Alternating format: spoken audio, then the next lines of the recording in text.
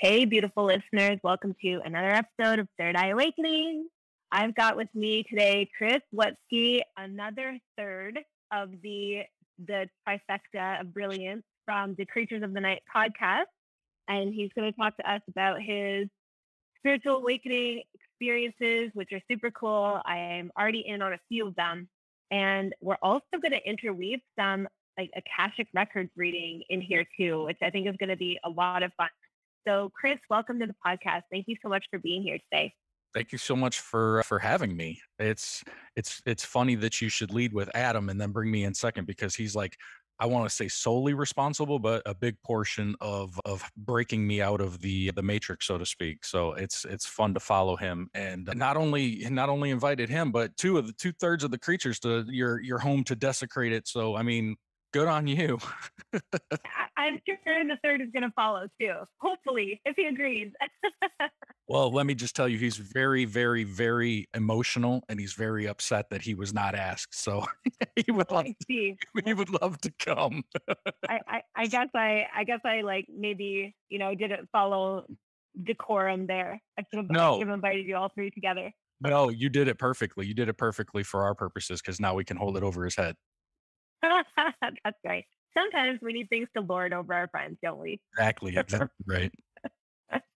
Well, Chris, will you kind of tell us like a little bit about yourself? And you do the Creatures of the Night podcast with your soul brothers, and what makes you interested in these things? And kind of also, I would love to hear what area of kind of the spiritual and the weird and the truther kind of realm you're interested in, because I've noticed in listening to some of your episodes that the three of you kind of have different interests, and they all meet in the middle, but you all seem to sort of lean in a slightly different direction. So tell us about you. Yeah, and I think in regard to that, I think that's kind of why we work both. I mean, as three, I mean, we're all three best friends. Like we met over the internet, which is crazy too. Like we are super close, and I do feel connected to those guys. But it's crazy that like just in terms of like 3D realm, we met over the internet through podcasting, which is crazy to me. And now we're like the best of friends. But that show, yeah, it's Creatures of the Night. We get into all the crazy conspiracy stuff, and the woo woo and the Fringe and all that. And we do have our flavors. And Adam is more, he walks in both lines. Like he gets into like the geopolitical and like who shot Kennedy and 9/11 was an inside job. But then he'll also go into the Akashic Records and things like that. Where I'm super on the Fringe side. Like if it's interdimensional, if it's alien, if it's cryptid, if it's something afterlife, I mean, you name it, like that's my flavor. And Jay is normally the geopolitical guy. Like he's solely over there, and whenever I'm talking about some crazy experience that I had in a float tank, he's looking at me with slanted eyes like, did you though? Did you? Like, are you sure? So I think that when we both blend together, it gives a good perspective, because we're not just like sitting in an echo chamber, like, yeah, you're totally, bro. Yeah. Oh, you're astral projecting, man. Like for sure. It's a good sounding board to have, the different perspectives. Totally. And it kind of invites more people in that way, because then they can relate to, one of three different flavors, really. Sure. And I mean, it appears a lot of times, like when we're recording, that we're arguing and we're I'm pissed at him or he's pissed at me, but like it's just, we are all passionate about what we like. It's like I said, we're the best of friends. Were you always into the Fringe things, or did that come after your crazy float tank experience, which I'm sure you will tell us about? Yeah. No, I mean, I always have. And to the point where like, I don't want to say like most people, because it's not like most people, but like I was super interested, like even growing up in like the paranormal and like ghosts and aliens and things like that. Like I was captain of Team Alien for the longest time. So like, if you asked me 5 years ago what my biggest fear was, it would be alien abduction. And I know how crazy that sounds like, but it was the truth. And like I said, I met those guys through podcasting on the internet, and we did kind of like a podcasting meetup a few years back. And that's how it all started for me. because we recorded a show at Adam's old house, and after it was done, his brother came in with a big clear Ziploc bag of cookies, and I thought that he was bringing over just, some cookies. He's actually a chef by trade, and I had one opened and in my mouth before Adam can stop me and say, "Hey, those are not for you." "Oh, well, enjoy the ride." And I'm like, what, what do you mean? And well, I mean, obviously they were some sort of an edible cookie. And within the next hour, I had lost all motor function. I felt like I was a passenger behind my own eyes, like looking out. I couldn't control, anything. I couldn't speak. I was just on this, amazing ride, which I now years later equate to some sort of an ego death, and shaking off all those things. And it was, like I said, it was the start of whatever path that I'm on now. Do you, as you're describing that, I'm like, oh my God, I would have been freaking out. Did you like that feeling or did you freak No, out too? no, I was freaking out, and Okay. I know now what happened in like, because I wasn't prepared to do that. Like, I didn't go to New Jersey to like eat edibles and like go on this crazy adventure, but Right. mainly because my day job, like my normie life, I get drug tested. So I'm not trying to do that. And immediately when I realized what happened, I had this like rush of thoughts, like, I'm going to lose my job. I'm going to get divorced. I'm going to lose my family. Oh my God. And just like get sucked down this black hole. And before you know it, I was just in my own head, like I said, and I had no motor function. I couldn't, we went out to dinner and I couldn't eat. Like, the food was just sitting in front of me on the plate. I couldn't chew. I couldn't speak. I couldn't tell anyone what was going on. And of course, I'm with my friends, so they're fucking with me. Like, oh, Jason's in my face with the stupid handlebar mustache and that long hair he had at the time. And I'm like, that's freaking me out. And if it wasn't, I swear, if it wasn't for his wife was pregnant at the time. She basically walked me through it and took care of me the entire rest of that night into the next day and got me through it. And I swear, if it wasn't for her, I would have ended up dead in the New Jersey gutter. Oh my God, that sounds like the stuff of my nightmares.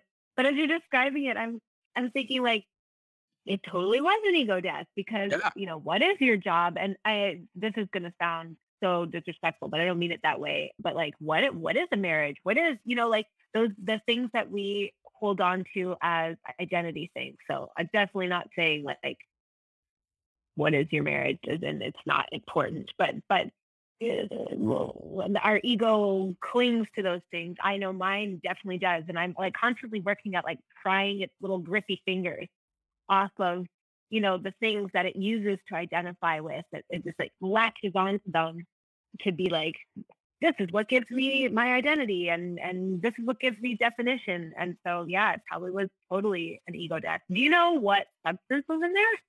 It was just marijuana. It was This is a lot, eh?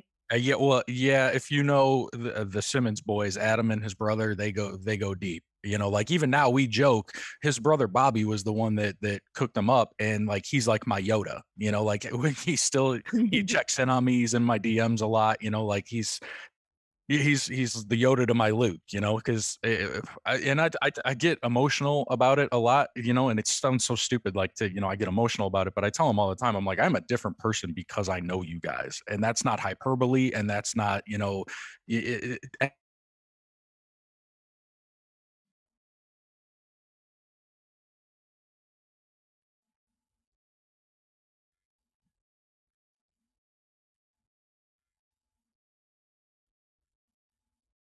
Oh no, you just dropped off. I was hoping it would be a brief drop off, but it's a long drop off.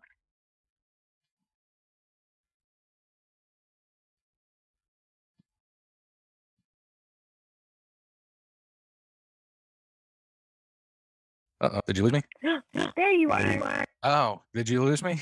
I did. Yeah. You were saying it was while you were just saying that, you're a different person because, the Simmons boys and because his older brother Bobby is your Yoda. And even before you were saying, like, just before you started saying that you get kind of emotional thinking about it, I was thinking, like, wow, how amazing. Like, how many people wish they had a Yoda to their Luke?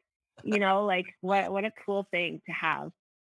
Yeah. And that's the gist of what it was, like it's not just me being emotional and me being, self-serving and lip service. Like I am a different human because of that experience that day. And it put me on a different path, and I mean, that's one thing I wanted to say, even when you were talking about, the things that identify us and, like the job and the marriage and all that, like, how do you handle that? How do you walk that? Because obviously you are, light years beyond where I am. I am entry level white belt into this whole thing, but I'm walking this path of like awakening and then still trying to be a dad and a husband and work a day job to, pay my mortgage and things. And how do you balance that? Because I had a long period after that trip to New Jersey where I would just be driving down the road and look out the window and see the clouds moving and think to myself, none of this shit matters. Why am I even doing this? This doesn't even matter. Yeah, I mean, legit. And I mean, I just had one of those experiences over the weekend. It was a long weekend in Canada, and I took my kids to the trailer. We have a little trailer in a little we like summer or seasonal trailer park, and so they fell asleep, and I was just listening to all the people partying around me, and then I was listening to the coyotes in the background, and Wow. it really it struck me so profoundly that this is all an illusion, but not, I mean, I can't even put words to the way it struck me, like I've already been using these words before and so have many other people, but it was kind of like nothing matters, nothing matters. But then I would look at my children and be like, well, no, that's not true. Like the love that I feel matters and Yeah. the way that this experience changes us matters, but all the other things are complete fabrications of our collective psyche. And it really hit me deeply. But I would say, well, as you know, because I shared on your show, my second born son gave me a gift of like the most intense ego death I can imagine, and for my personal, character that I play in this life when he passed away. And so that right there, like stripped away a lot of that ego stuff. Not that it didn't come back and not that I don't have an ego, but I can still remember that feeling of like, literally none of this matters. And if I hadn't had an older child who I, loved just as much to sort of like pull my shit together for, Mm. I would have totally probably just, pieced out. Like not necessarily saying I would have committed suicide, but I think I would have made choices that out of a place of like reckless disregard for my mortality because I was just like, this life is a dream and the love I have for him is real. And so if I followed that, like I don't need to be in this life to have that. You know what I mean? Like that was sort Yeah. of the thread. But now, I mean, I still find it challenging too, but luckily I'm not working a job. I don't have a normie job. I'm very thankful for that. And I really admire and respect everybody who like part of their soul journey in this life is to hold down a normie job because not everybody is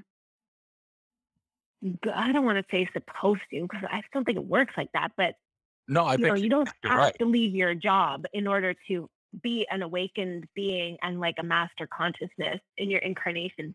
But it requires a lot of dexterity and like having little kids, I suppose, is a normie job in its own way where Mm. I think what you're talking about is like that constant toggling back and forth between the like awakened expanded consciousness, but then like, my kid is crying and has a runny nose and my other one is asking for a snack and or like my boss needs me to do something or I have to wake up every day, Monday to Friday and go to my job. And like I know this is all an illusion. I was just thinking about that yesterday. I was like, I really want to stop using calendars. Like I don't believe in them. It feels like there's a different time rhythm. It does make sense to time keep and time track, but there's a different one and they've given us a false one. I can feel it. I can feel it rhythmically in my body, in my system. It doesn't make sense. It's not real. And I want to stop using them, but I can't because my daughter goes to school. So, and then like how would I have appointments like this? And we're all on this stupid calendar system. So But yeah, it's challenging, isn't it? Yeah, wrestling with stuff like that. I mean, like the next time I get a calendar invite from someone at the office, I'm just going to reply back with a decline, and then just a little sub note. Time is a construct. I'll be there when I get there. But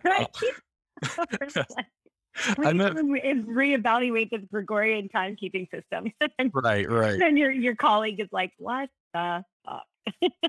Well, like even like as a dad, I've had these moments with my youngest son, not so much my oldest, but my youngest son. Like I feel like he's very turned on, and my wife and we've talked about like he's definitely had past lives. He's definitely had a past. He's only 7, but he's wise beyond his years, and he'll ask questions all the time. Like he's been like hung up on this like death and afterlife thing recently, and I don't even know where it comes from, but he's like asking questions about like when will you die, and like things like just bizarre questions for a 7-year-old to be pondering. And he's said things to me like I won't remember. I'm all over the board. I'm sorry. I woke him up for school a few months ago, and the first thing he said to me after I got him up and like was like trying to get him dressed for school was that in 100 days there's going to be like a disaster. And we even talked about it on Creatures. He was like, in 100 days there's going to be a disaster, and like this is going to happen and that's going to happen. And I'm like, dude, it's not even fucking 7 a.m. yet. Come on, man. Really? But he'll ask questions about like aliens and the universe and things like that. And I don't know how to answer him because I want to answer him truthfully. But at the same time, I'm like, he's 7 and I'm an adult and I'm supposed to set an example. And I don't want him to go to school and, like be in a situation where like he's going to be ridiculed or outcasted or things like that. But then I'm like, hey, I really believe this. Like I should be straight with you because I'm the person who should be guiding you in your life. And I feel like if anyone should be honest with you, it should be me.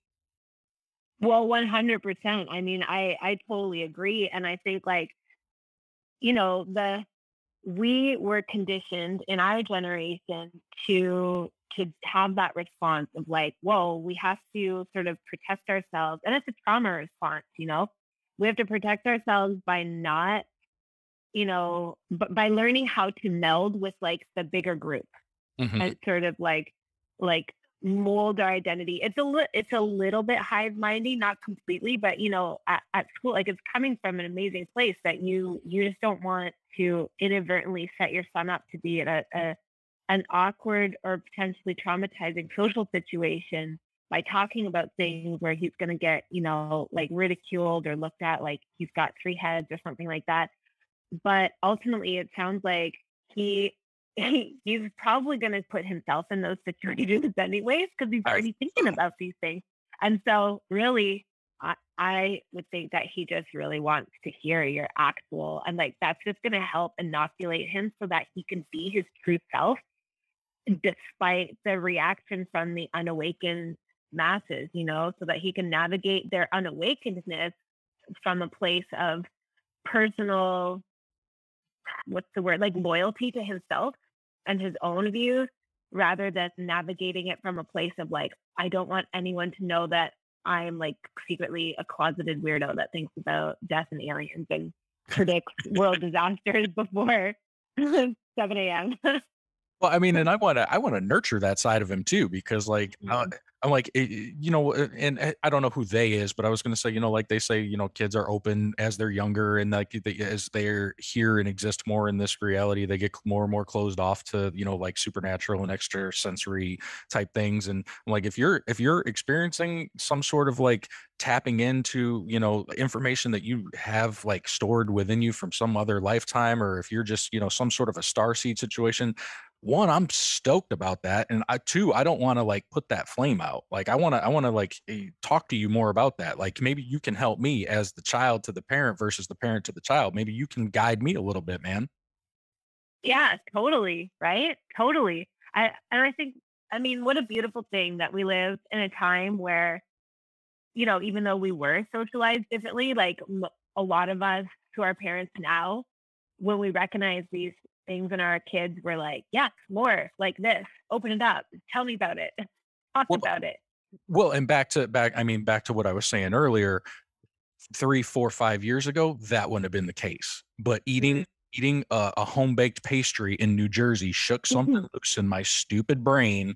And now, I'm on an entirely different trajectory. And that's another thing that I thought when you were even saying about like, working normie jobs and like that's your, basically maybe your role here in this realm or whatever. And I've thought to myself before, maybe that was my role. And like, I shifted, I shifted the outcome. Like maybe I jumped a timeline or something, or I shifted to a different, like I went left when I should have went right and nobody saw that coming. And now I'm on this path because it's completely different. Like my line of thinking, I'm more emotional. I'm more like, connected to everything. Like I'm just a different person now. And on the one hand, that's great. But on the other hand, it's like, fuck, I saw behind the curtain and now I can't turn it off. And sometimes I want to turn it off and just go back to being, 9 to 5, watching football with my buddies and drinking beers and like just not worrying about existential dread all the time. Yeah, totally. And like, so do you feel like you were happy before? Yes and no. I mean, I think that's kind of relative. I mean, I was happy. I mean, like, it- I don't want to say because it sounds bad too. Like, I'm happy because I don't know any different, but like, I wasn't aware or turned on to all the extra that I believe is out there. And now that I am, it's not that I'm unhappy now, but like I worry about an entirely different brand of problems, if that makes sense. So what kind of things do you worry about?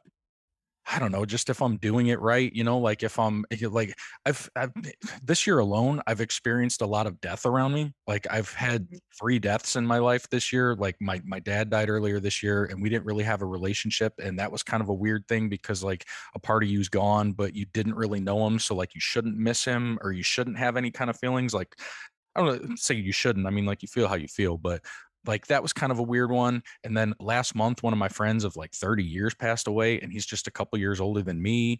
And just last week, I mean, we had the funeral this week for my boss at work. Like it's just a lot of death around me, it seems Mhm.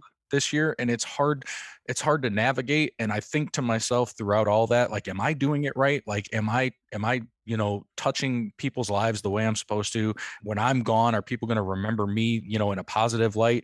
And I would have never cared before. Like it would have never been even like a thought in my mind. And Mhm. that's a new thing. And I don't know. My wife has always kind of been this way. And I think we've swapped roles over the last years because she's always been like, woo woo and fucking, ghosts and the afterlife and this and that. And then as I've shifted in this, I don't know if it's consciously or subconsciously, but she's kind of been like the grounded one now. And like, it's hard to talk about these things even, but glimpses still come through, like she calls my son a starseed. And I was like, oh shit, I didn't even know you knew that word. You know what's really interesting? I found the same thing with my husband is that before before Killian died, like when we first met, well, we had Killian really shortly after we met each other, but when I met him, he was I was kind of like asleep. Like I had awoken, I guess you could call it, like starting probably around 18 in an intense way, but it wore me down. It was such a freaking long path of feeling like a loser and like just such a weird, like kind of what you want to protect your son from, right? Like Mm. just like n- people don't want to talk about this. The only people that do want to talk about this stuff, like literally also have like mental illness. And so, like like what does that say about me? And just, why can't I hold down a job? Why do I struggle so much? So I like willfully turned it off. I turned away from it and I was like, I'm going to become a midwife. I like renounced all this stuff. I don't know if I literally renounced it in my head, but I just kind of made a resolute decision, like time to put all that stuff away and to become like one of the normies. And so when I met Alex, I was like in that mode of like, oh no, like beep beep boop boop, I'm a medical student and blah blah blah blah science rah rah rah.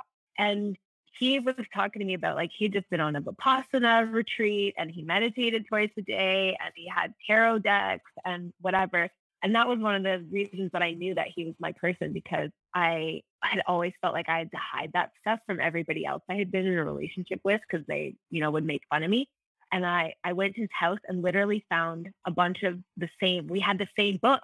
And I was like, like, oh my God.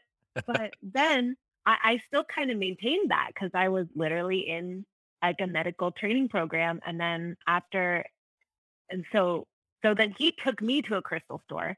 We bought crystals just before Killian died to make kind of a ceremony out of it. And then that was so healing for me that after Killian died, Alex went in the complete other direction where he became a medical student, went into a nursing program, and turned into like beep, beep, boop, boop, science, blah, blah. And I turned into the like, Akashic space cadet that I am now that you all know and love. I do think that we do kind of reverse these roles sometimes because somebody needs to be the beep, beep, boop, boop. Exactly. I was just grounded person. that. I was just thinking that maybe that's, like part of the deal, like that's some rule wrote into the code that we don't really understand, is that, okay, like if two people are going to be together and they're going to share a life, it's got to be like a yin and yang type thing. Like one of you can be over here, one of you has to do this and hold this down. But if you're both, if you're both like, you're not mystical space cadet, is that what you called? You're a mystical, or the beautiful Canadian goddess, or whatever we called you on Creatures. Like that's you're elevated, okay? Beams of white light, the whole deal. That's what it is. Not a mystical space cadet, boop boop. That's me and Adam, okay? Like we're down there. But maybe that's it. Somebody's got to hold it down and be, the grounded one, and then somebody gets to experience the other, and maybe then you come back and you swap stories, and I don't know. Who knows? Yeah. Who knows? Oh, well, I really think so, and I think that's kind of like that is a microcosm of what is being called of us like on a more like global community level, if you will, where we can, you get like left brain people can exist. It's basically, to me, it comes down to the left brain energy is the masculine energy. And when it's in it, like there's an exalted form of it and there's a wounded form of it. And the exalted form is like those brilliant thinkers, like, scientists. I love science. Mathematicians, I can't do math because I'm too right-brained, but I understand advanced theoretical physics and mathematical concepts. I just can't plug in the numbers and get the answer. But like those things are so amazing. People who do these really rational engineers, architects, that is the left brain and the divine masculine, and the divine feminine is like the more artistic, emotional, intuitive, psychic, that kind of stuff. And they both need to exist. And we'd also, it's the expression of it does not depend on the genitalia that we sport in the bodies we were born into. It's like we each have that aspect, but they need to, just like you were saying, yin and yang, they need to be in balance, and they are constantly flowing. And I think that's what we're being sort of invited into in this awakening opportunity, to unify the polarity that we find in this realm without what's the word that I'm trying to search for? Like without getting rid of it. Like we don't need everybody to be all like one mind in order to be of one heart, I guess maybe is the way to put it. No, I like that, because I mean, like that's one thing, like you referenced, my experience in the flow tank. Like that was the overarching theme of that whole out of body experience that I had, was that just is all about love. No matter what you think or feel, or like this is important, just know that deep down inside, when you get to the root of everything, it's all about love. And I'm not talking about like just romantic love, or like it's just love. That's the whole point of this whole thing. And the more I do meditations, and the more that like I try to go within myself, I can't shake the feeling that this reality that we're in now is some sort of a spiritual simulation, and that these bodies that we're in are just like cars, and our higher selves are passengers in this simulation, and we're here for some reason. I don't know what that is. I mean, maybe we can tap into something together, and you can maybe tell me what that is. I don't know. But the point of everything that we're doing here is some sort of a spiritual simulation to serve us on a different plane. And I don't know why that thought keeps popping into my head, but it's a reoccurring theme every time I sit and dwell about, like a promotion I didn't get at work, or a fight I'm having with my mom, or, a disagreement with, my wife, or money problems, or whatever stupid thing weighs down on me here. Like it's supposed to be happening. It's supposed to be happening right now. And my reaction is how we're going to navigate that, and whether or not it's going to be viewed, by the higher self as a win. Yeah. Well, I mean, I agree with you 100%. And I think that the reason that I mean, I'll always say, always, always, I'll have the caveat that I see like really dope shit through Akashic readings. And so I feel like I do have things to share about my perception of, what is beyond the veil, what we see in everyday life. But I also will never purport to have the actual answer. So everybody can pick and choose, what feels resonant for them. But I feel like this is a holographic simulation. And to me, it's actually a very empowering belief and an empowering view. And actually, I've been like sort of sitting on this for a while and meaning to share it. And I'm gonna drop it right now. But I had a friend recommend to me a book that spoke to me so much, and it was recommended at the beginning of July. And I'll tell you what it is. And I have no affiliation with it, so I'm not making any money. I'm literally just sharing this with all of you who are listening because it's like it's everything. It's the answer. And for me, the format really fit. And I had already started having these memories and like really, really profound realizations a couple months ago, of, like understanding this is a hologram to the point of like seeing the fundamental like geometric pixelization of the hologram. Oh, wow. And so, I'm walking around and saying like, it's a hologram. And then she recommended this book, which I chose the audiobook version because I have two little kids. So never do I have time to read actual literature on a page. I feel that. The audiobook was awesome. I'm sure the physical book would be amazing. And it is Busting Loose from the Money Game. I can't remember the author off the top of my head, but maybe I'll try pulling it up really quickly because it is absolutely worth listening to. And the interesting thing is like it's applicable to literally every single thing. Like it's about money because we all are working very hard continuously all the time to heal the deep collective money wounding that we have. And, so that kind of grabs a lot of people's attention, right? Because most of us are still working on that, myself included. But it's by Robert Seinfeld, Busting Loose from the Money Game. I 10 out of 10 recommend. I literally listened to it 3 times back to back because I was like, yep, he knows what's up. But No. do you want to go into the Akashic field and see what cool things come out? I would love to. Okay. I'm very. You have no idea how nervous I was for this whole time, and it makes no sense to me whatsoever. But I'm so nervous. I was so nervous to talk to you, and I love talking to you. You were my favorite episode of Creatures. I love you so much. After I heard you on Tinfoil, like I'm sure most people did, and I was in one of my accounts with tears in my eyes just listening to you, and I've felt incredibly connected to you and your story and everything ever since. You get in my DMs, like it's the whole thing. Like I should not have been nervous to talk to you. I'm so nervous to talk to you, and I think it's because of this moment. Yeah.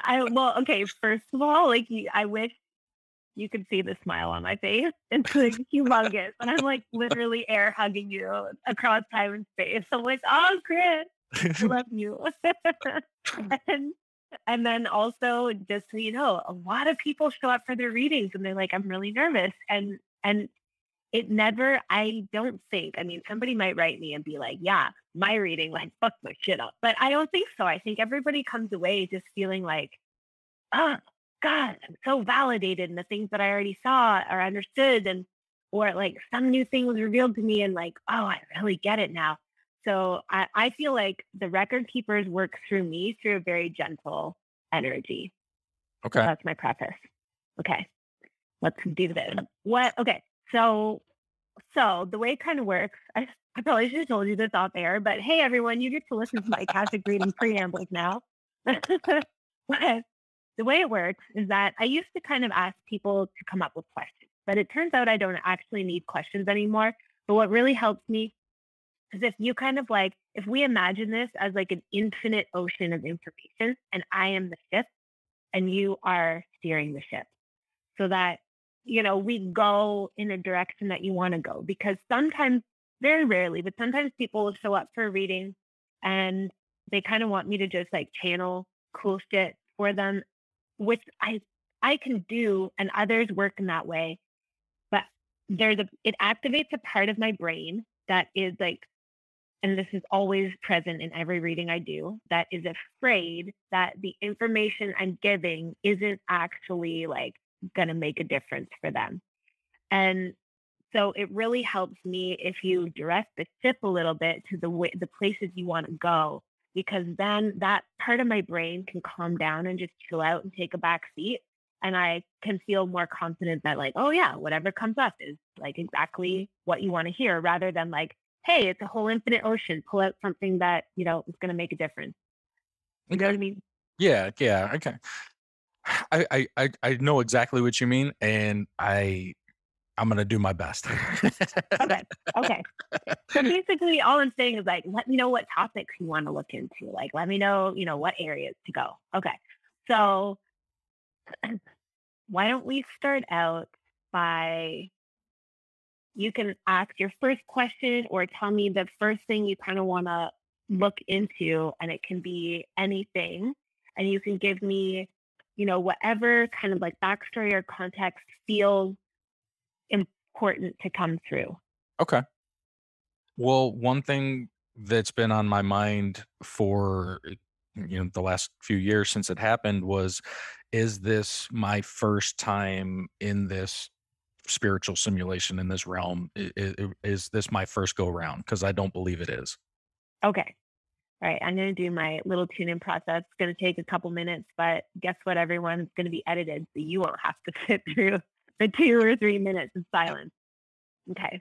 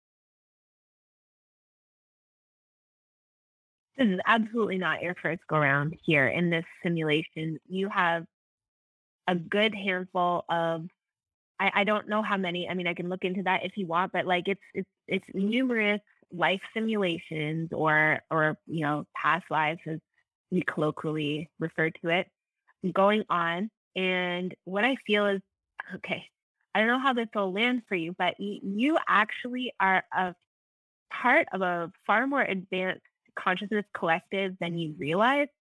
And the part of you that refers to yourself as being like, kind of a newbie, like in terms of years in this life, that could be true. Although other people, have literally just woken up like 6 months ago, but the part of you that sort of has a tendency to see yourself as like kind of new on this path is actually like it not ancestral. It's more lineage wounding that's speaking, and it feels like it comes from your dad's line. And that's actually, I was kind of like a sub question to this question was, is there any sort of like past life trauma that I'm trying to either pay off a karmic debt for this time around, or if there's some sort of learning experience that I need to get right before we can heal that, or something like that. Okay, with your dad in particular, or just anything? Just in general. Just in Okay. general.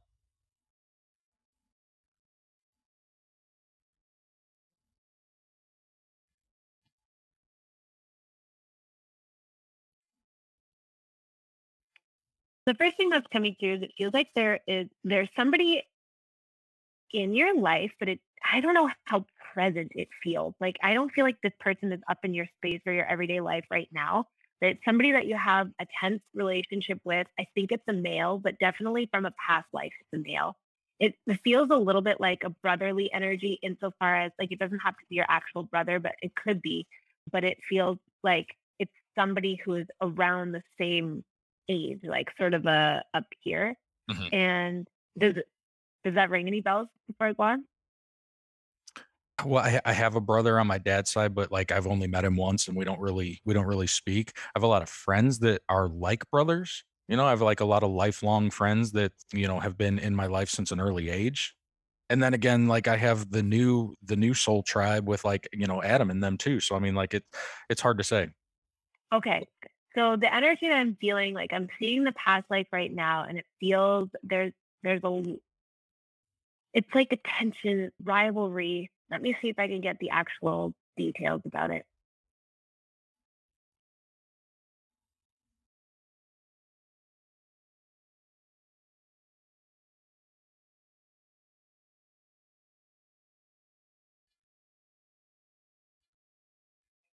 The way that it's coming through from the past life is that I think it was like a brother in a past life, but this person is in your life now. But like I said, it's kind of in the periphery. It doesn't feel super active, but it doesn't feel resolved yet. Mm. But it's in the past life. It feels like there was an estate dispute, like you there were two brothers, you were one of them, and when the father passed away, who had a pretty decent estate, there was an understanding. It's something like that the oldest one was going to inherit, like, I don't know, the business or something to that effect, but that the younger one was favored and so was named in the will, and it created like a rivalry and a rift. And so that energy still feels open. And but there's also love there. So it wasn't like, arch nemesis kind of vibes. It was more like it had to do with a father. So it could be your brother in this life, but it doesn't really feel that way. It it doesn't feel like what you described as somebody that you've met once and then you don't really Sure. have anything to do with each other otherwise. Okay. That could be the person, but the energy is the more important thing, and the energy feels like there's just it's somebody that you feel that like you get along, but there's always a sort of undercurrent of like tension or rivalry, even if it doesn't explode or manifest into anything big. Okay. And it does feel like a male, like it's playing out through another male relationship.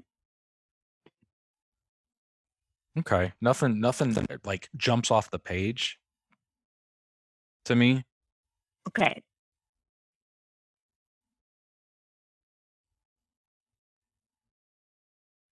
That's okay. You can sit with it and you can wait and see. And it's possible too that like that energy just hasn't come to the surface to be revealed yet. But the guidance around it is more to just like understand that that's where it's coming from, and the healing sort of path to resolve it is just to always defer to the love. So say if it turns out to be, you know, like say it ends up being one of your friends, and it feels like it would be more of one of your like lifelong friends. Hmm. If something comes up that sort of a circumstance that sparks this like low key sort of like rivalry feeling, that you would just keep defaulting back to like loving and honoring the bond that you share and not getting pulled into the drama of the rivalry. So you can just put it in your back pocket and hold on to it and see if it, You know what? You know what that if does anything sound comes like? of it. You know what that does sound like is, I've What? mentioned my friend that died last month, and now would that be a thing to where like he's not here anymore? Would that still be, would that still be like a valid thing? Because I wrestled with it for a little bit after he had died, but our last conversation wasn't really good, and it wasn't that it was just like bickering like brothers would do, like he was kind of poking holes at me, making fun of me for recording podcasts, and I was poking holes at him and making fun of him for whatever he was doing, and then it kind of turned to a real place, and we didn't really end our last conversation, like I say, in a good place, and then I didn't speak with him for a month, and then I found out that he had passed away. So, I mean, technically he's not here anymore, but like it does sound like that might have been a thing. Because another mutual friend that like we were childhood friends, growing up together and everything. I explained that to him, and I told him how I didn't really feel like it was, I didn't like how things ended with him, and he told me that he more or less oblivious to that there was even a problem. Like I maybe took it to a different level, but what he said to me was he left this earth never having a bad thought about you, and that kind of, I'm sorry, I'm getting choked up a little bit even now, but that kind of hit me hard when he said that, and then just realizing like what you just said now, it kind of was parallel, and I don't know if it would, like I said, I don't know, I don't want to say like if it would count, but like because he's gone now, but it does sound like it might be hitting that. Yeah, I think like anytime that it sort of hits a thing that brings up an emotion, that's it. That's the thing that it's related to. And I bet your friend said that about the mutual friend that passed away, which I'm sorry that you lost your friend, by the way. I don't think. I bet he said that, to like help unburden your heart. And that probably the truth is that he also had human thoughts, you know. Sure, sure. At the time that he left this earth, he's probably right that he left he left this life with the clear vision that we often get when we die of like, oh shit, kind of like you had with your edibles, like none of this, or looking at the clouds, none of this is real.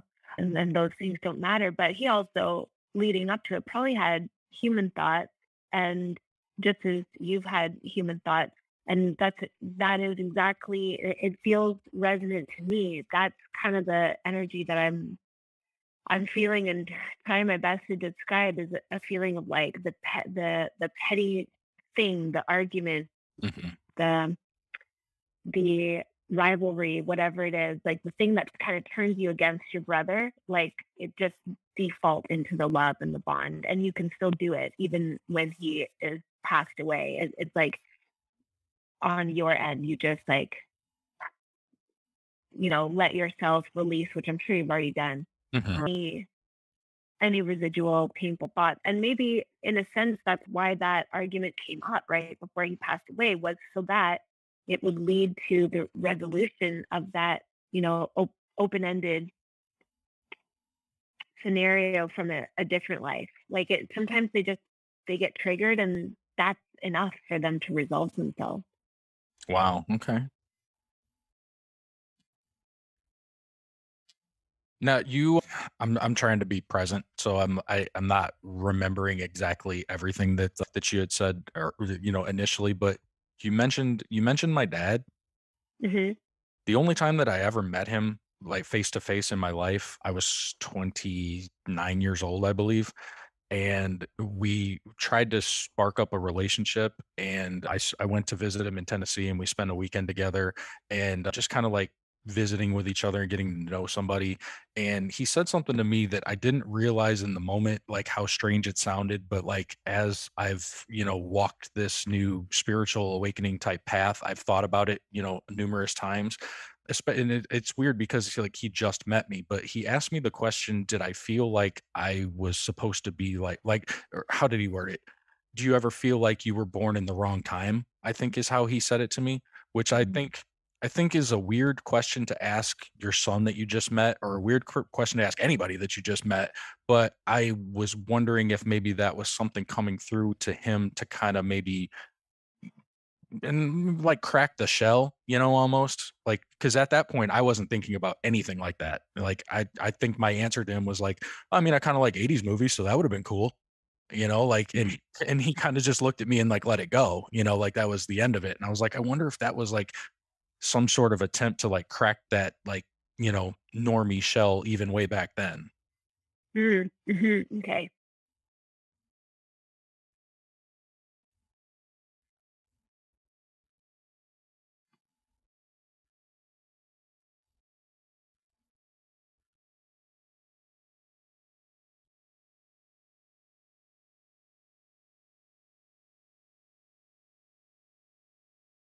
Did your dad struggle as far as you know?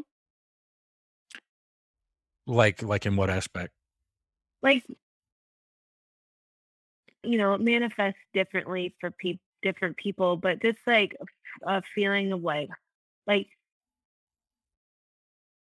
not and not easy success or something like that. I'm trying to put my finger on it. It might have even just been a private internal struggle. I'm not sure, but like,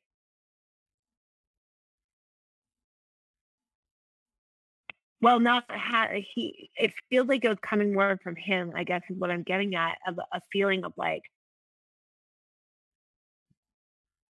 the values of the world were not. They didn't really make a lot of sense to him, or something like that. Like he wondered if he was born in the wrong time.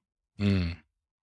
So the way I understand it was that he was married and had a family and met my mom, and they kind of had a fling, and I was the byproduct of that. So I never really knew him, you know.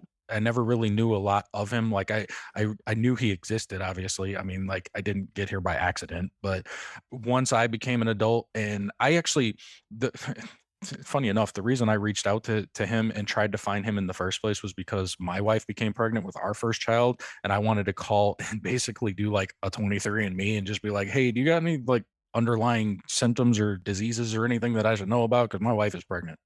And my mom actually had the information to find him, and I looked him up, and we got to talking and sparked up a little bit of a relationship, and that's how we started talking. But it went sideways, and we didn't continue down that path, for whatever reason.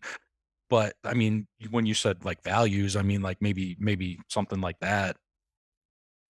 Hmm.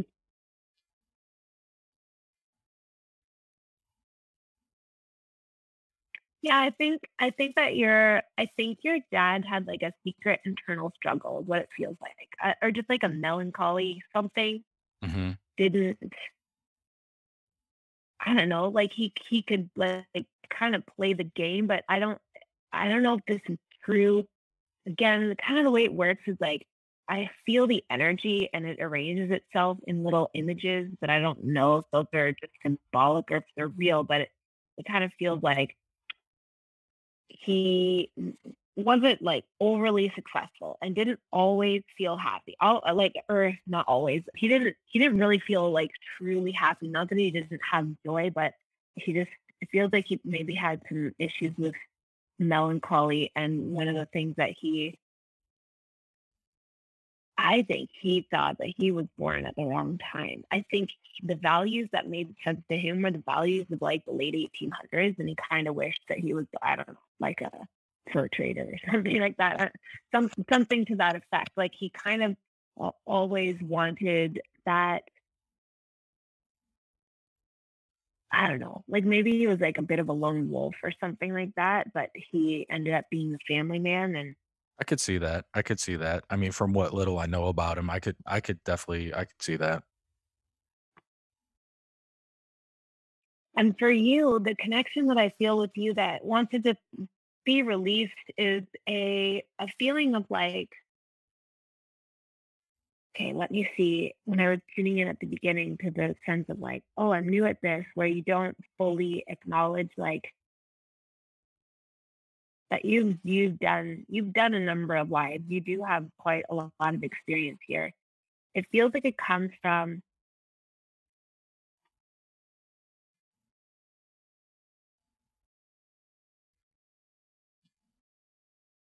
from your father's line, but it isn't necessarily from him. Because now, as I'm tuning into his energy feels like he knows that he knew he had been here before too, or didn't necessarily think in those terms, but thought a little bit deeply. But it doesn't. I don't know that it actually comes through your mom. It feels more like it comes through your dad's line. But regardless, like if the information isn't coming through, then I just know that it's not important. That detail isn't important. The Okay. important part is really knowing that you carry. I don't know. Well, This is kind of how my readings go. I'm like trying to talk and articulating things that don't fit into words.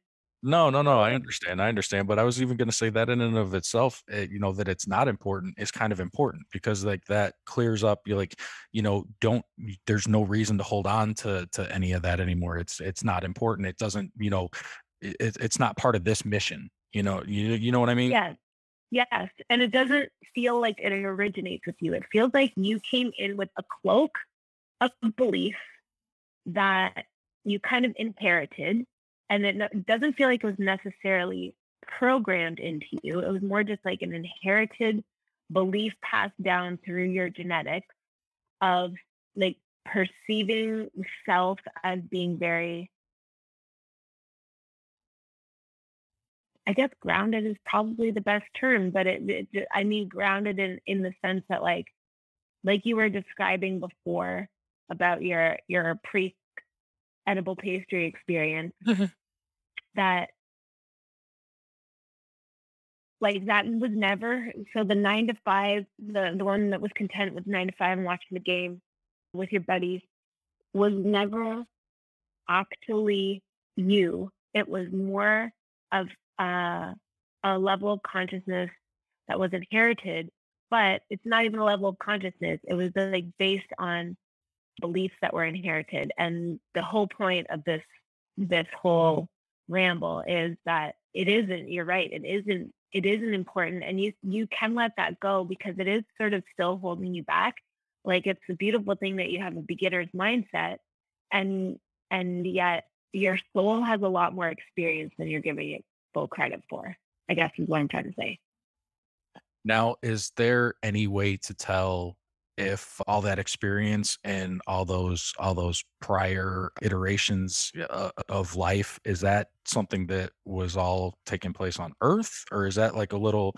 Am I out of bounds to like go that way? Like, because it's kind of weird, but like I always got this sense of like deja vu when I saw like science fictiony type things, and I just took that as it was something I was interested in. I like if I saw something like say in a Marvel movie, if they were on a alien planet somewhere and I saw the architecture, I would get this weird sense of deja vu, and I always just was like, well, that's what I'm into. I like that.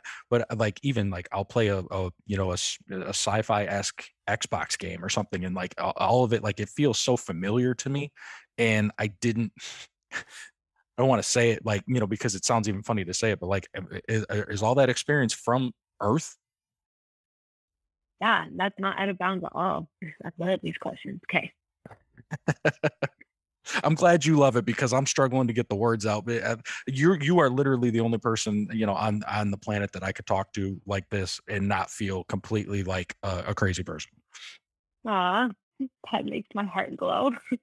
I'm like, I'm doing it right. You're definitely doing it right.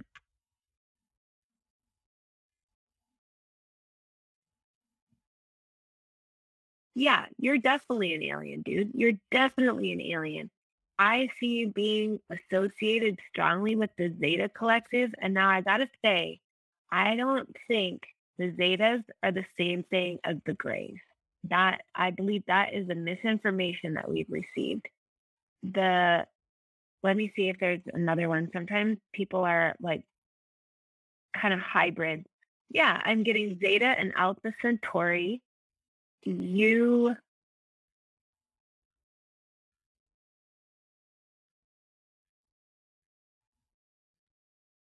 Well, kind of like where do you want to go with it? You're definitely a starseed. And I guess that's what I was trying to articulate and feeling like you put on a cloak of an inherited identity perception that kind of came to you through your DNA, a lot of it. And all you have to do is take that off, which I know is what you're working on. But It's hard because that manifests even in like, like my day to day of feelings of like you're not good, like imposter syndrome almost, like you're not good enough, like this is not for you. Like that, why are you recording these podcasts on the internet? Nobody cares what you think. Why do you feel like you're entitled to this promotion at work? Obviously there's other people that are better qualified than you. Like I have this imposter syndrome all the time that like I don't deserve the things that I'm getting, if that makes sense. yes, and that's exactly what I'm talking about. This is why the conversation part of an Akashic reading is so important, because that's exactly what I'm talking about. Like that, it feels like it's you because that feeling has been with you for so long, but it's actually not being organically generated from your soul consciousness. It came to you through the DNA lineage of this avatar, and the difference for me personally between lineage and ancestral is often going back like quite a number of generations, whereas lineage is like more recent, like parents, grandparents, great grandparents, kind of like that. And so that perception of self is the thing that I'm talking about. That I feel like it comes more to you through your dad's line.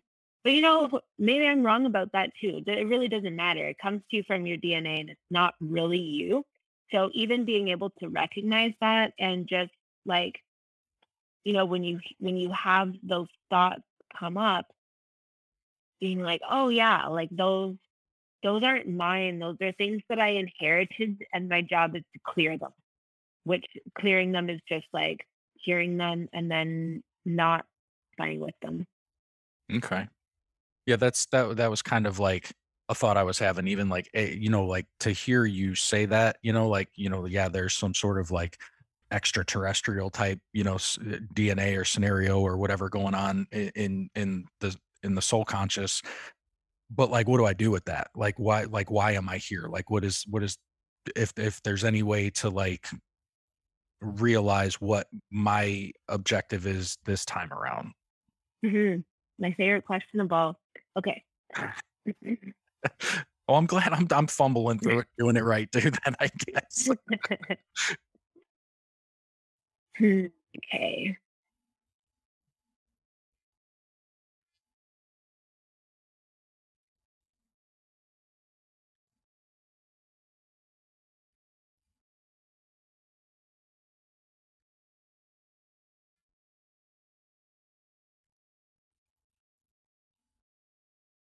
Well, you're doing it already, which is probably kind of an annoying answer, but also validating answer at the same time. But yours is very much broadcasting. The Alpha Centauris to me they feel so related to broadcasting messages. It's interesting. I haven't met a lot of them. Like not a lot of them come for readings because I think they just, I don't know, for whatever reason, they don't really, it's not necessarily their jam. They do tend towards more of the sci-fi stuff, and they're not as pulled to like psychic things necessarily, but they're like the Alpha Centaurians are the original like ham radio broadcasters.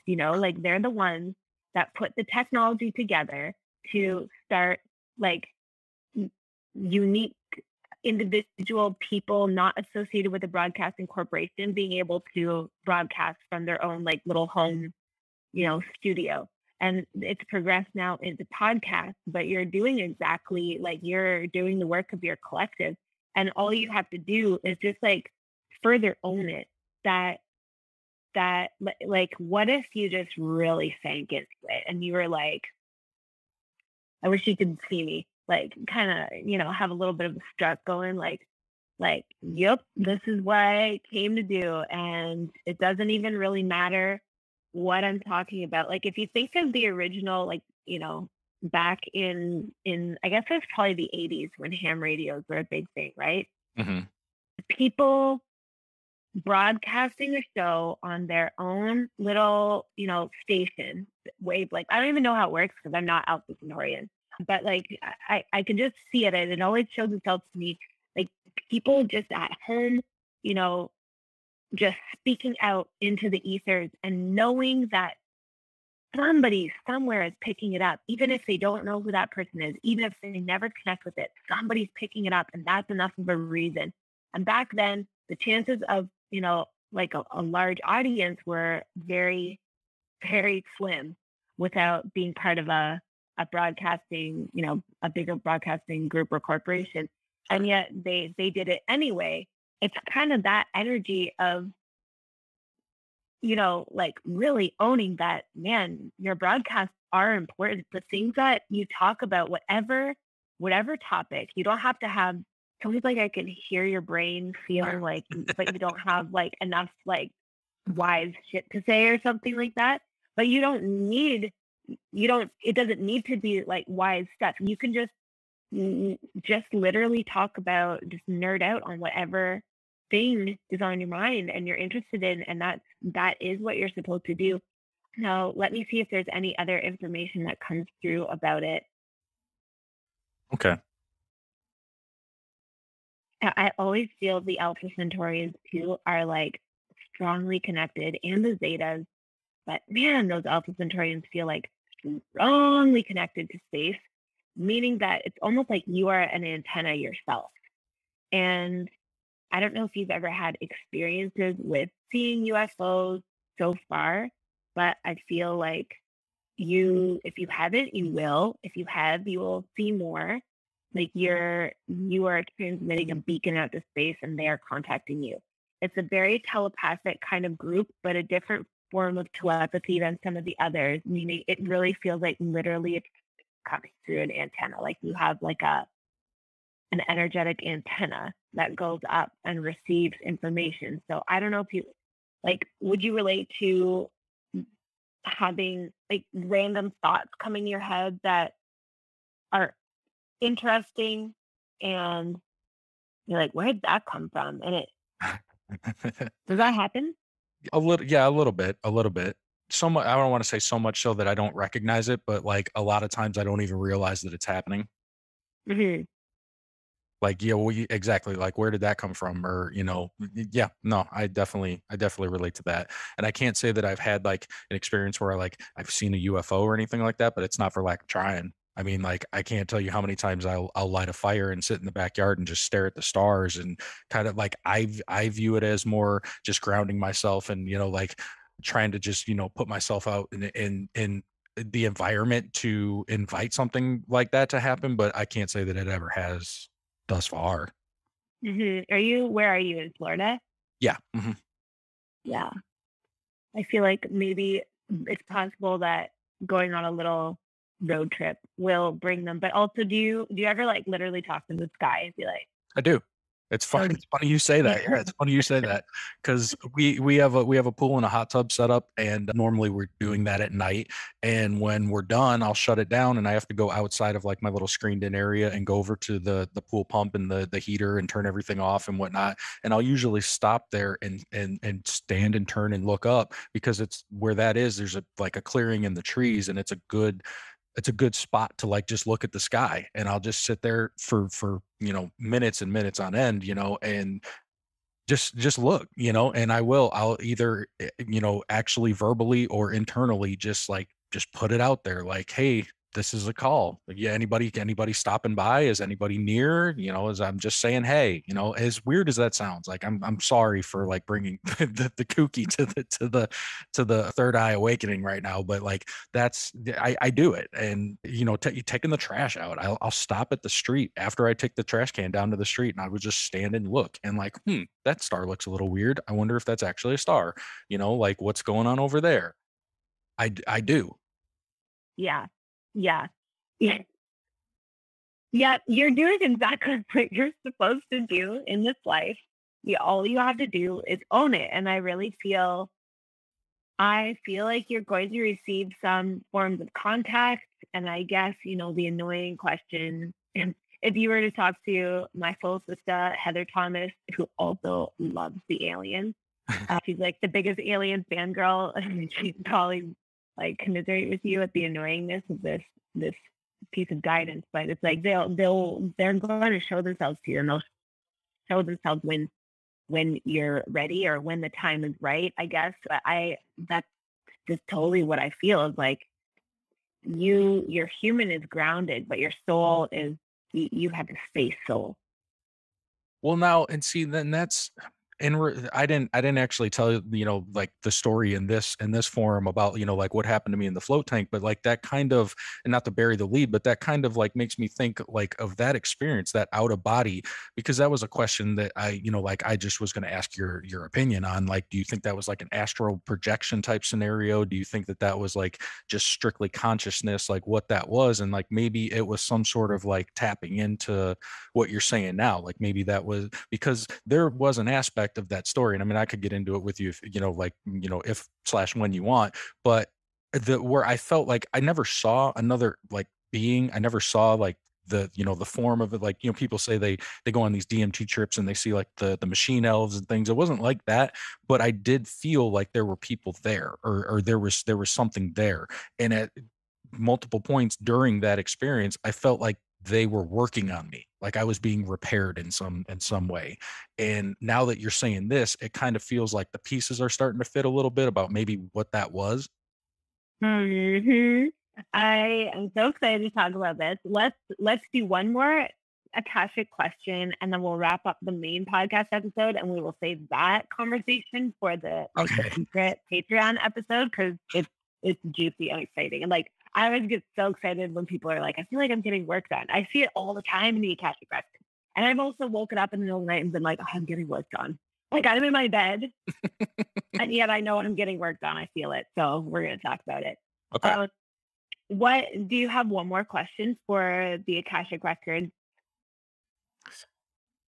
Would it, and I was going to say, would it work if I said this? And I know that that's not like, it's not like there's a framework, like, would it work or would it, but like, can I ask about my son? Like, is he, like we suspect he's also, some sort of, starseed past life, like navigational, trying to navigate the cosmos in some form or fashion. Like, why, one, is that the case? And two, like, why did he choose us? Like, why is he here, and how can we help him on his path? Yeah. Okay. What's his name?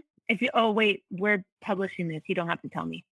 I mean, it's fine. I mean, like, there's hundreds of hours of our podcast we've okay. before. His name is Lucas.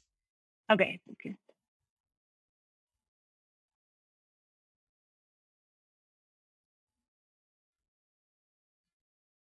Yeah, I feel like Lucas is a mantid and a Zeta as well. And to me, what that means is like both the mantids and the Zetas, as I see them, first of all, again, like they get in sort of like the rest of the internet alien world. I've seen a lot of information saying that they're a negative group, and I don't see them that way at all. I think that they're very easy to, it's like misinformation to make us not trust some of the most high dimensional creator beings. But I see both the mantids and the Zetas as being like very, very high level creators, and creators of this realm, as well as creators of like entire galaxies. And so he's super, super high consciousness. And, he'll have, he will have access to that in proportion for what he needs to fulfill his soul mission. So I'm not saying he's walking around and consciously aware that he has like, all the answers or anything like that, but he does have access to like a lot of answers. And it feels like, well, no, what's your wife's name? Melissa. Yeah, that's what I thought. I think I saw that on Facebook. Okay. I was going to say, wow, they told you her name? I think it was social media. That works too. I'm just looking to see, like, I can tell why he came to you as a father, and I'm just checking to see if, like why he came to her as well, because I'm sure that would be interesting to both of you. Even a sub question off that, like how her and I came to be. Because I mean, like, We met when we were kids. I'm only 41. We've been together for 23 years this year. I mean, like Uh, that's not something that that's not the norm. yeah. That's the exception to the rule. And I mean, like, not to say that it was always easy the whole time through, but we either consciously or unconsciously made the decision to that, like, we're supposed to be together. And like the fact that we've started a family and we have two boys and like we're all together, like I'm just wondering about like my soul family in as well as my physical family. Yeah. So I keep getting the message strongly, like she's Pleiadian, and I keep getting Pleiadian, Pleiadian, Pleiadian, Pleiadian, Pleiadian. And what it feels like is that ultimately there is, at a certain level, now it's so hard for me to tell, is this outside simulation? Is it in the simulation? I think it's outside of the simulation, but it might even just be another layer of like another simulation. Honestly, I don't know. But there is, it feels like a huge ship, a ship that would boggle. I just don't have a frame of reference for it. And P.S., you might have heard me say this before, but like there's a part of my brain that still doesn't get what ships are. I don't understand. I see them all the time, but it's like I'm like, space is not what NASA tells us it is. Why? What are ships? Like why? They're not big like tin I feel that. formations Yeah. flying through the air, right? So I don't know, but I see these ships, and this one is huge, and it's like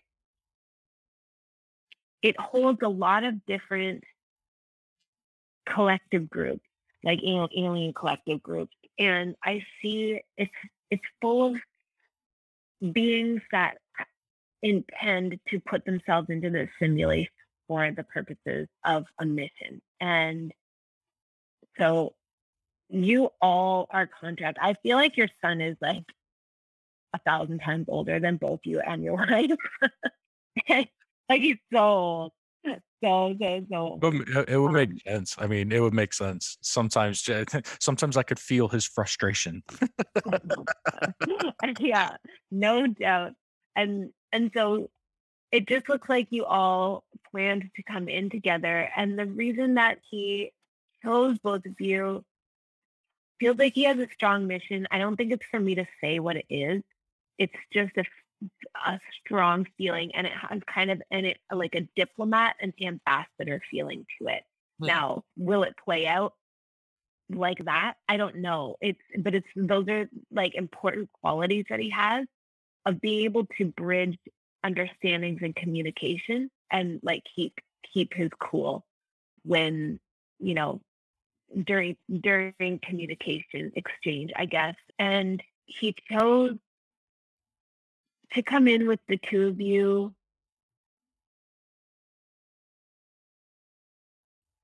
Let me see. Like I kind of get it's like, obviously because then, you both way easier for him than if he had come into like, human people, Right. human families. But I'm trying to see if there's something more to it than that as well.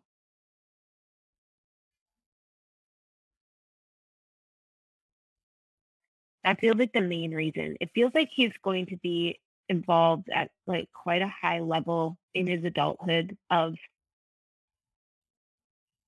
I don't know, like an equivalent would feel like something like the UN, which I know is also like a totally hijacked, system. So I'm not saying it's actually the UN, but when I think about like he sits on a high council, and he's like also going to serve here on Earth as a high council. So in his mantis form, he sits on a high council, and on Earth, he's meant to work with a high council, but it feels like it's quite behind the scenes, like not in the public eye.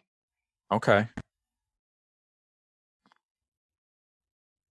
And so the reason he chose the two of you to come in is because it would, like, his energy will meld well enough with the two of you, and like he'll have a safe childhood, and like just what you were saying about him asking like where do people go when they die, and when are you going to die, and a big huge thing is going to happen, and 100 people are going to something. Yeah.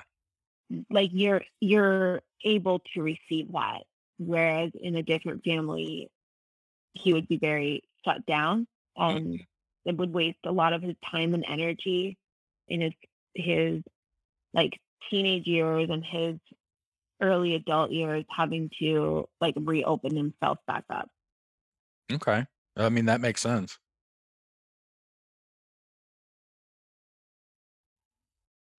Well, I'm excited to hear about your float taking experience. I'm not actually going to close the Akashic Records down. I'm just going to close the main podcast down. Okay. We can switch over to the secret episode, and then we can like do some Akashic looking at your experience too. So thank you, Chris, so much for joining me on the main show. I appreciate you so very much and your willingness to share your Akashic reading and to share your experiences and your perspective. And I'm so glad that you were the one who reached out to me to come on your show last year, and I'm so glad you did. Oh, yeah. Yeah. Kidding me? Like, I can't believe you would ever even think of thanking me for coming to your show. Like, it is truly my honor to even, be in your thoughts to where, I got, you don't understand. When you DM'd me and said, hey, I just talked to Adam and we had a great time. Would you want to come on? I screen grabbed that and sent it to him immediately. I was like, Amy Belair just DM'd me. Can you, she wants to talk to me. Like, I didn't talk to a robot or a duck. Like, whoa, are you kidding? She wants to talk to me. Oh, that's so funny to me. Well, from my end, I feel like I know the three of you from somewhere. I knew that I've done like a good handful of podcasts, but that was probably like in my top three favorite like conversations that I got to be part of on other people's shows. It really sticks out in my memory, and I remember being there and being like, oh, I think I know these guys. So I appreciate love you, brother. You have no idea how much I appreciate you saying that, because it's something that like we try to because there's a million paranormal shows, there's a million conspiracy theory shows, but like we try to blend the like I said in the top, we try to blend our three personalities to make it distinct, and then we also try to have fun and like be funny and loose. And I think the opening clip of that show, like if anyone goes to Creatures of the Night where Amy Belair was a guest and presses play, the first thing you'll hear is your voice saying, are you free chugging a bottle of wine right now?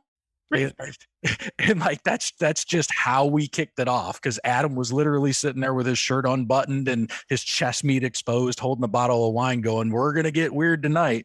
And yeah, it's that feeling of familiarity too. Like, yeah, I totally agree. Like, these are easy conversations to have with you that are hard conversations to have with other people. So I definitely agree with you there. Yeah, it was super fun. And this conversation has been super fun. And I'm just really glad that you were on. Now, of course, I have to bring Jason on too. Well, I mean, you're going to bring on the guy who's closed off and contrarian. So, I mean, that's the conversation you're going to have. But I'm ready. It's going to be fun. What's funny about that is Jason is actually a Buddhist that went to the Patala Palace and rode a yak through Tibet and has wooden beads and the whole nine. So like he should be super spiritual guy. And he's the one that's like, well, science says, that is it measurable? Is it quantifiable? And shut the fuck up, Jason. Oh yeah, of course I have to complete this trifecta. Well, I definitely do appreciate you for having me on. It's been a blast. And yeah, anybody that's not subscribed to the Amy Belair Patreon, definitely do that, because it's going to get juicy. That's right. We're going to go talk about like bubbles and float tank out of body experiences. And I'm also going to ask like more about your son's premonition thing. So join us over there. It's going to be super great. It's available at the $5 a month level. So it's definitely not breaking your bank. And, it helps to support me so that I don't have to go and get another job and I can keep making the podcast. Because honestly, with two little children, and if I had a job, like you can bet I would not be able to keep recording the podcast. So thank you in advance for anybody that does show your love and support in that way. And if you don't, but you do listen to the show, just know that I love you too. And yeah, have a beautiful day or night wherever you are, my friends. And I'll catch you on the next episode, or hopefully over at the Patreon. Okay.